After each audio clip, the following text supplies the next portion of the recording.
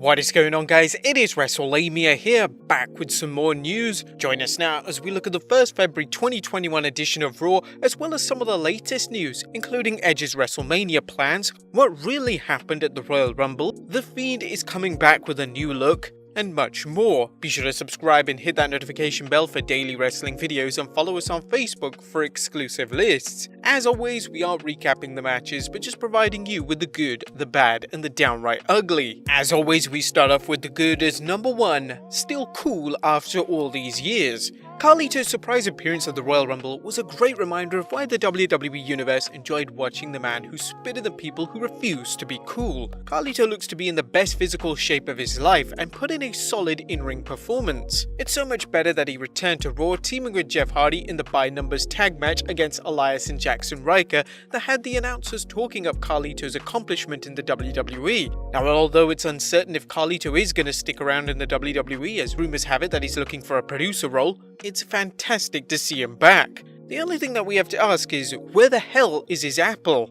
Damn COVID. Number 2, Sheamus turns on Drew. Wrestling fans know that the WWE is rarely subtle about storylines and building tension between wrestlers, and Drew McIntyre and Sheamus has been no exception. Last night's segment where Sheamus took out Drew with a brogue kick has been a long time coming, and while it was predictable, it was well executed. Drew McIntyre needs a television opponent to get him through the next month or so, while the WWE prepares his opponent for WrestleMania, and both men should be able to work a Battle of the Brawlers on television and possibly at the upcoming Elimination Chamber pay-per-view. Number 3, Damian's Dynamite debut. A former NXT superstar, Damian Priest, made his main roster debut after much fanfare, working in an entertaining bout against The Miz. Although the former NXT North American Champion's win over The Miz was overshadowed by the presence of Bad Bunny clashing with The Miz and Morrison, there's no denying Priest received a high-profile debut, and we can only hope the WWE utilizes his talent to create a new star in the Red brand. We also loved the meeting between him and Edge backstage.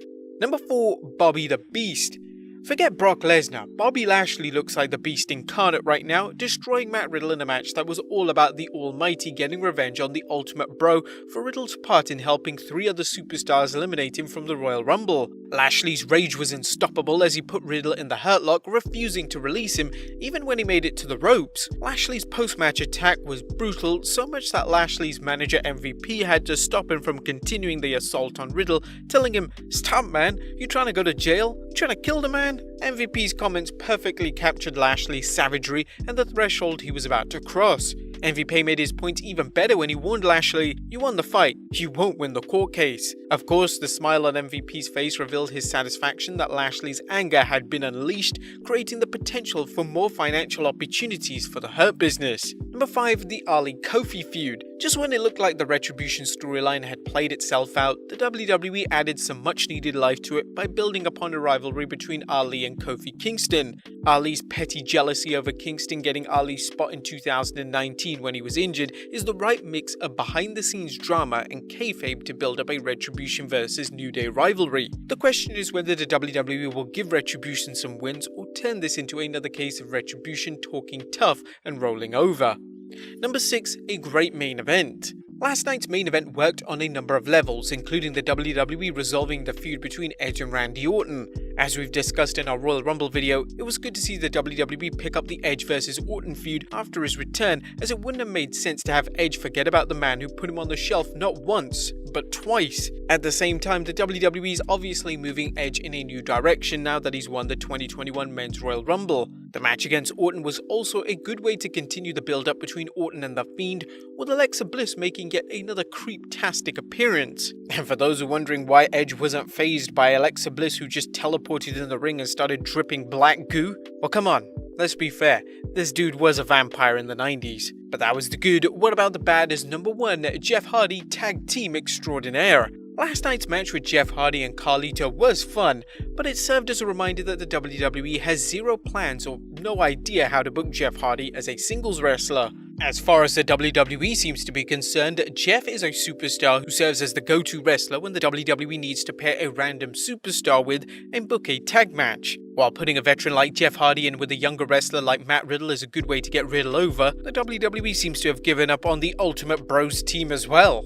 Number 2, nothing for Naomi. It was great to see Naomi back at this year's Rumble, but heartbreaking to see that the WWE apparently has no idea what to do with her as well. Once again, the WWE went with its tried and true playbook, throwing Naomi into a random tag team with Lana. Unless they plan on building them into a championship team, Naomi's talents are better served as a singles competitor, especially since the singles division is sorely lacking.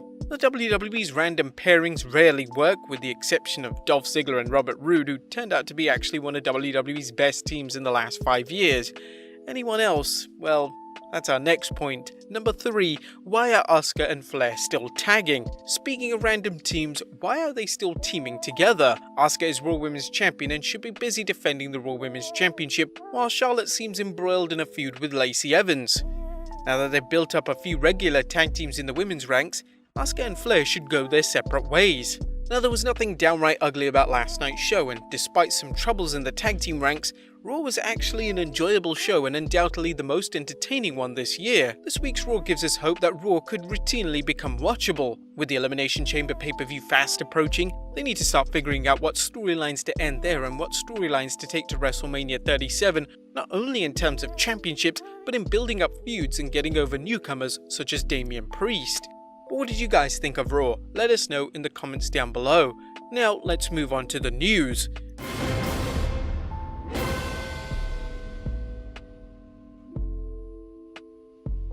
Now our first story looks at the Fiend's new look.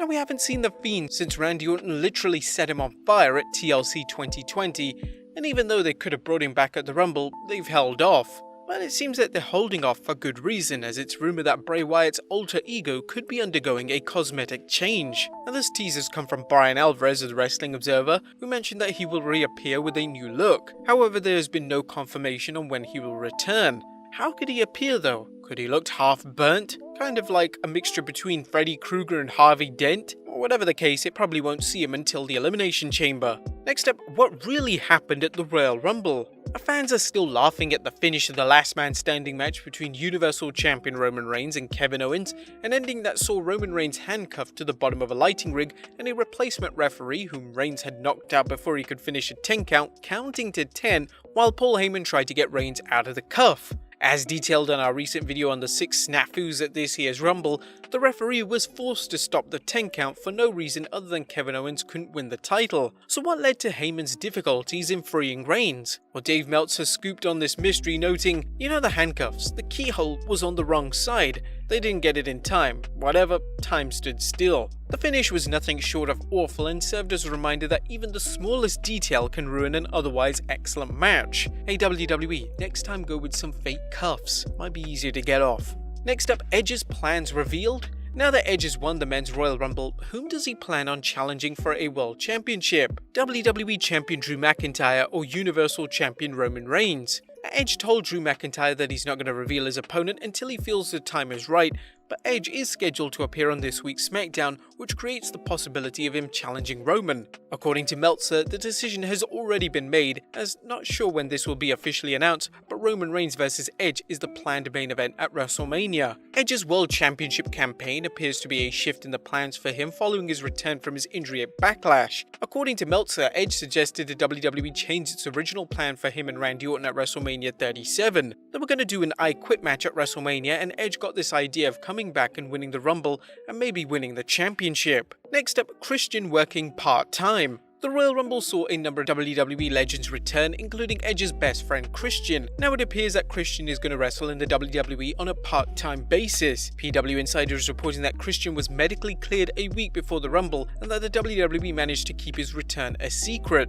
With any luck, Christian will get his own program and not be used as a punching bag to build up Edge's reported program with Roman Reigns. And finally, Xavier Woods involved in an intergender match. Xavier Woods has been involved in a feud against Retribution, and while New Day teammate Kofi Kingston is standing in his corner, Kingston is currently not cleared to compete, which means Woods is fighting on his own. Nevertheless, he's willing to take on every member of Retribution, including its female member Reckoning, aka Mia Yim. Xavier put this tweet out: "Ooh, Kofi Kingston is back. Kickout Kid picks up the win tonight, so it's 2-on-2, meaning next week I will most likely be fighting Reckoning to round out its best of 5 series we have going. and Reckoning isn't backing down, tweeting back, "Only if you're trying to ruin your win streak, scrub." The WWE recently booked a match between Carmella Somalia Reginald and SmackDown Women's Champion Sasha Banks, so it's possible we could get a tiebreaker on an upcoming Raw. But there you have it guys, the good, the bad and the downright ugly from this week's Raw, as well as the wildest wrestling news stories. Be sure to leave your comments down below, subscribe if you haven't already, follow us on Instagram and Facebook for exclusive lists, and I'll see you next time with some more wrestling content.